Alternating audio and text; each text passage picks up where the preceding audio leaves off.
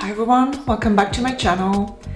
The struggle is real today, and it's been real over the past few days because in my Zara cart right now are 25 items I'm craving. This one in particular, I want them, but I don't want the clutter. In this video, I'm going to share the things I'm doing right now to avoid impulse buying and to avoid buying this stuff. I've started a number of videos, haul videos, with the phrase, oops, I did it again. Well, that is exactly how things go awry. That is, I'm browsing the new page and I'm so tempted to buy half of it, especially on Zara.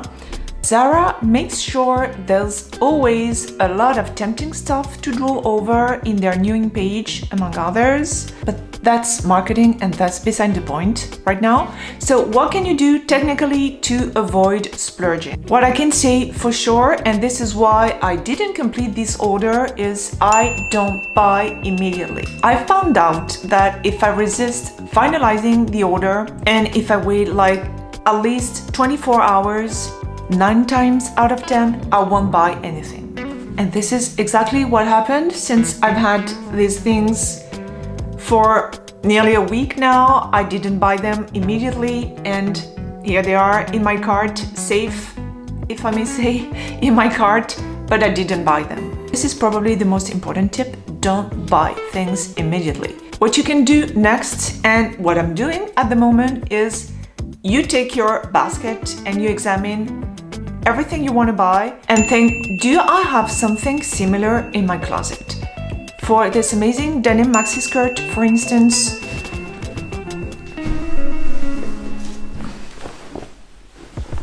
I have this button-up midi skirt, denim midi skirt that, you know, doesn't look exactly the same, but it can do the trick as well. I also added a couple of black maxi dresses. Well,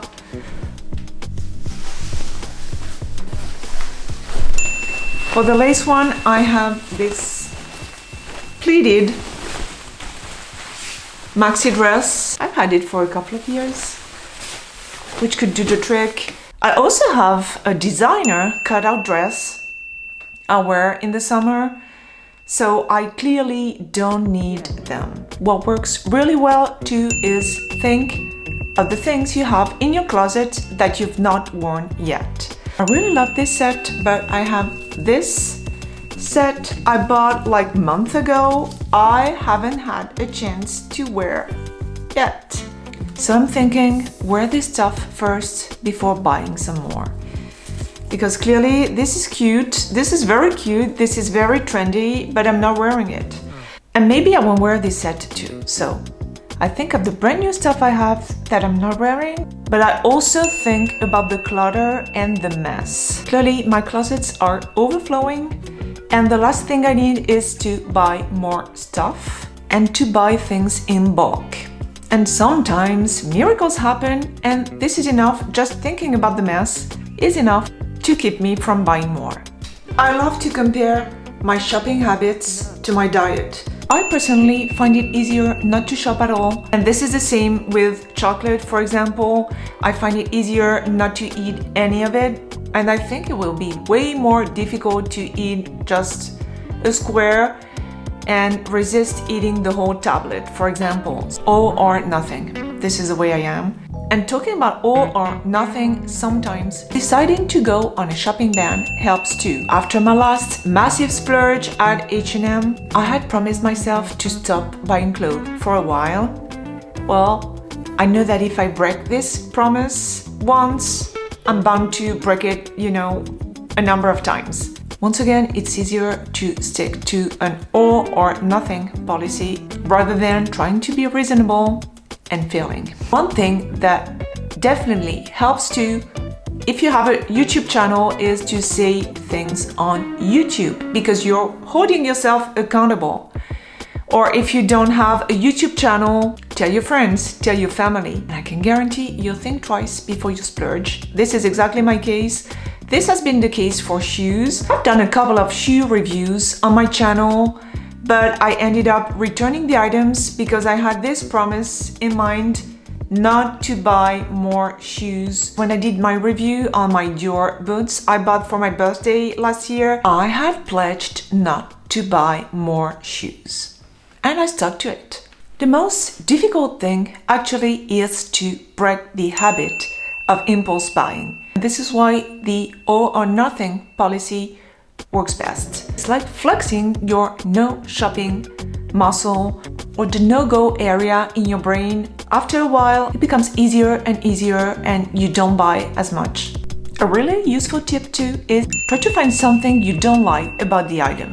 For example, the visible seam on this cutout dress I hate because I don't think this is elegant or chic or cool. This may also be a sign of bad quality, so be on the lookout for elements you don't like and you won't buy the stuff.